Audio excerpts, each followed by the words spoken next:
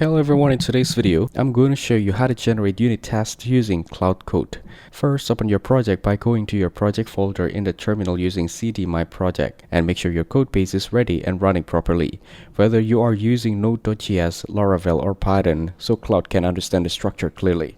Next, identify the code you want to test by picking a specific file or function such as an API endpoint, utility function, or core business logic, and make sure the function is working correctly before testing. For example, a simple function like sum that returns a plus b. Now, ask Claude AI to generate unit tests by running a prompt like write unit tests for this function using jest. And if your file is larger, you can paste the full file and ask it to generate complete unit tests with edge cases and proper test structure.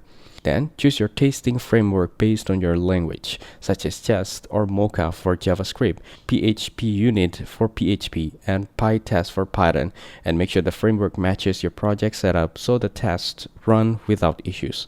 After that, review and run the test by installing the test framework, for example, using npm install --save -devjets.